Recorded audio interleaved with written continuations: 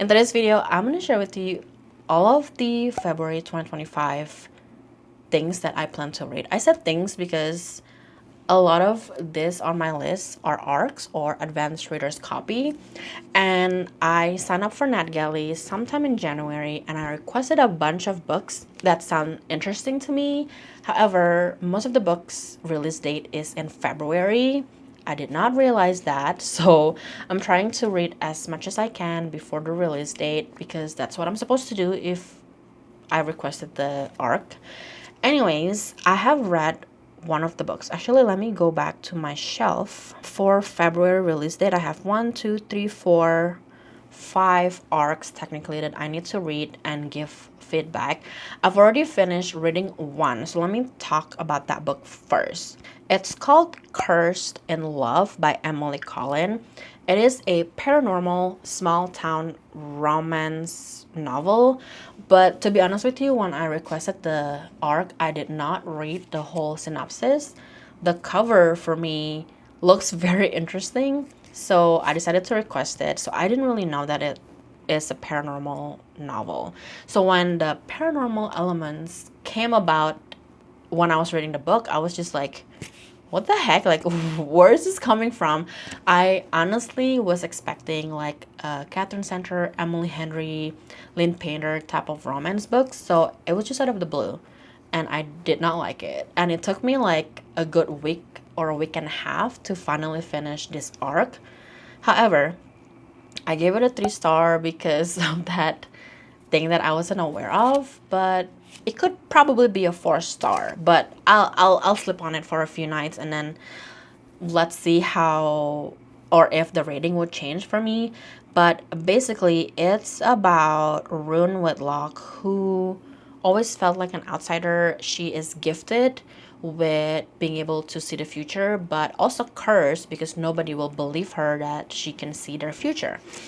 Anyway, she accepted that she's not gonna be like, no one else is gonna understand her. Even her best friend doesn't believe her premonition, so she accepted the fact that she probably will not find like someone, like a partner, a romantic partner that would believe her, till she meets Donovan Frost. I think that's how you say the first name. I am just really bad at like really pronouncing names correctly.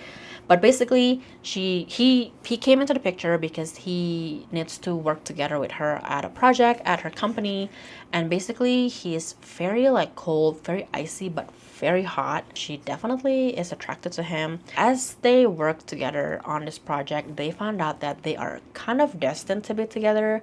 But before they can start a relationship, she saw something in the future that is not good for him. And the reason why it's not good for him is because they are together. So she's trying so hard to avoid him. But obviously, they both kind of like are attracted to each other.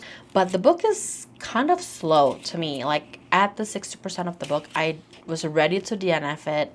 But I was like, you know what? I'm going to give it one more read. I'm going to continue reading. Maybe by the 75%, it would change my mind. And it did. So I did finish the whole arc. And the ending, I feel like we just got dumped with all of the facts, all of the twists, and all of the things that could happen throughout the book. Like you can give a little bit of hints here and there, I feel like. Maybe the book did, but I just didn't realize it because the book was boring for me. But basically we just got dumped of every plot twist ever towards the end of the book, which is like, why, right? But all in all, it's still not a bad book. I would definitely check out her other books if I can. It's the first arc that I finally finished reading last night. Second arc that I was able to get is called On Screen and Off Again by Caitlin Cross. I think this is her debut novel, and it's actually already published February 4th, so I'm a little bit late to give the feedback, but I'm still gonna read it anyway because I did request it. Hopefully in the next few days.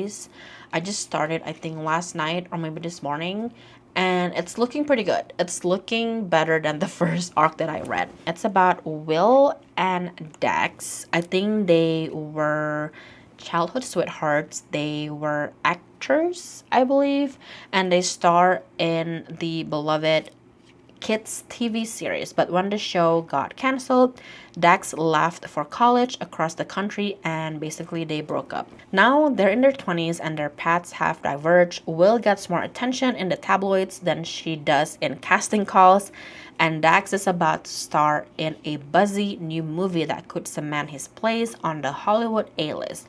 The one problem, after weeks of searching and auditions, his studio still hasn't found the right co-star. And I think Dex is gonna suggest Will to maybe be auditioned or be casted in this movie. I think this is the romance novel that I was expecting Cursed in Love would be. So I think I'm gonna enjoy this way better. The next one is called Happily Ever After by Jane Loffring. This book is going to be published in February 17th. So I have, I think, a couple weeks to read and finish and give the feedback. I'm pretty sure this is, well, it's classified as women's fiction. Let me just read you the synopsis. Andy Glover loves nothing more than a good book. Any book, in fact, because when you're raised by unconventional parents who think school's for squares alongside a deeply conventional sister who escapes home as soon as she can, fiction is eminently preferable to reality. The only problem is that fiction isn't the best way to learn about the real world. When Andy starts her new live-in job at Templewood Hall for the eccentric Lady Daw and her enigmatic son Hugo, it's tempting to think she's fallen into the pages of one of her favorite Gothic novels. But the plot twists at Templewood Hall are stranger than fiction, and it's not long before Andy questions if she's living in a romance novel or a whodunit. It has kind of like romance, mystery type of elements in this book. I think that's the reason why I requested this arc. I can't wait. Hopefully I'll be able to again rate it, review it before the release date. I always try my best to make sure that I, like I said, read and rate the book before the release date, and when the book releases, I also would leave the same review on Amazon. I feel like I should probably do Barnes & Noble and other places as well, but we shall see. I have to like keep track of all of these arcs that I've requested. The next one is called Hook, Line, and Single by Phoebe McLeod. I can never say author's last name correctly. This is a brand new, hilarious, uplifting romantic comedy from Phoebe for 2025. And this book is gonna again publish February 17. And let me read you the story or the synopsis real quick. Ruby may be young, free, and single, but she's absolutely not ready to mingle.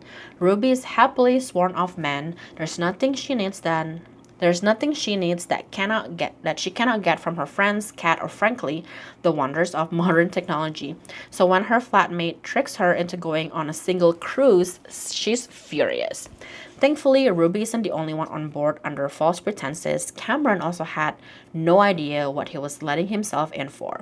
So after Ruby and Cameron strike up conversation, they agree to platonically pair off to protect each other from the flirtatious advances of other guests.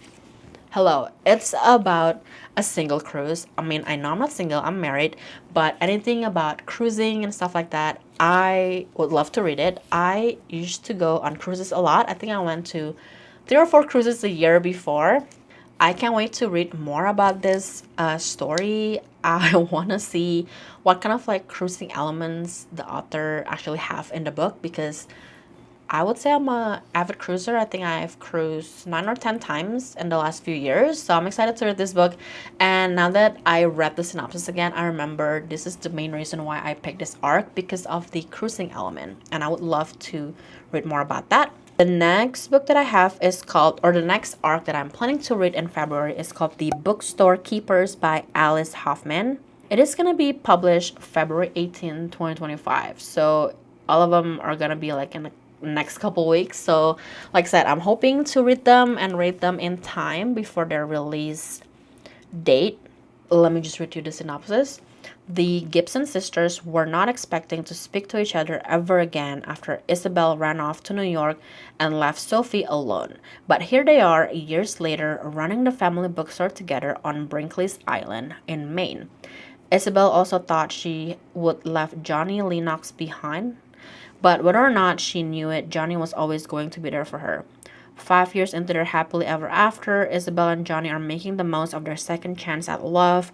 Then one night, Johnny awakens from an extraordinary dream and their world is altered. Isabel does her best to give Johnny space as he struggles to accept the new chapter life has opened for them, but Johnny cannot do it alone. No one can, as the whole family is soon to discover seasons change, but love never does. Ooh, it's kind of like a mystery as well. I don't know what is that dream and what changed in their life, and why is it only talking about Isabel and not Sophie. So I'm curious to read this book, and again, that owning a bookstore element is always exciting as someone who kind of reads. Actually, those are the only ones that I technically have to read in February because they are releasing in February. But let me see if I have anything on my list. Oh, the other book that I want to read is One in Rome by, is it Sarah Adams? I think that's her. I think that's the author's name. I actually put a loan request on the Libby app and now it is available.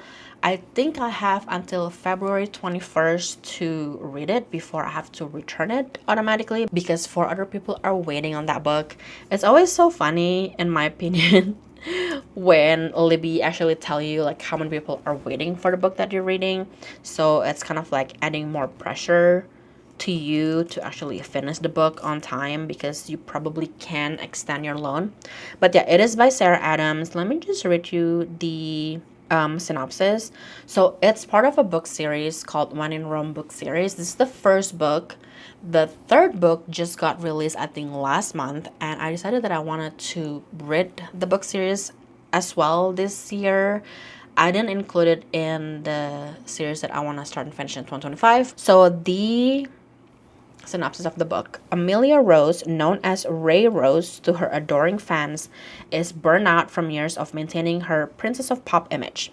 Inspired by her favorite Audrey Hepburn film Rum on Holiday, she drives off in the middle of the night for a break in Rome, Kentucky, that is, when Noah Walker finds Amelia on his front lawn in her broken down car.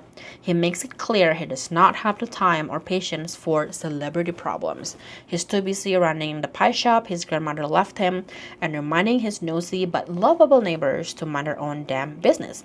Despite his better judgment, he lets her stay in his guest room, but only until her car is fixed, then she's on her own. So it's kind of like a small-time romance type of thing. I have to be honest with you, one of the reasons why I decided to read this series is because the author's name is the same as my name, Sarah. So hopefully this book is pretty decent, or the book series is pretty decent. One in Rome, the first book, is rated 3.89 on average in Goodreads, and the second book, Practice Makes Perfect, is 4, and the newest one, Back, Borrow, or Steal, is 4.18.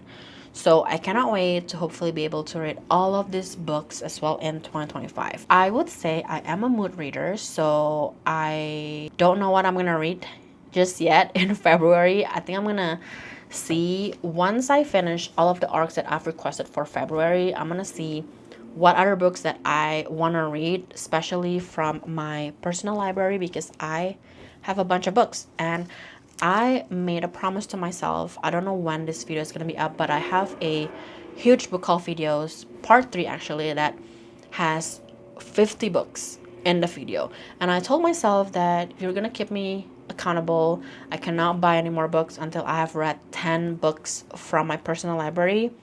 I think I already kind of failed that rule because I did pre-order a couple books from Barnes & Noble, and I might actually put an order for the ACOTAR series box set from Book Outlet because they are $37 instead of like $93. But anyways, these are all of the things that hopefully I'm going to read in February. There's going to be a lot of arcs. I've actually requested a few more, 3 more to be exact, from NetGalley, but one of them, the book is going to be releasing in April, the other one is in June, and the other one is in August. So I have time to read them. I don't have to read them right now.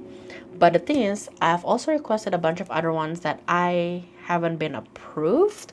So hopefully they're not in February. I'm hoping. I don't remember if I could like look up the list of all of the arc that I requested here. Maybe I can, but I'm not seeing them. But anyways, there are just so many interesting books that are coming out. If you want to watch more bookish video from me, make sure to watch one of these next.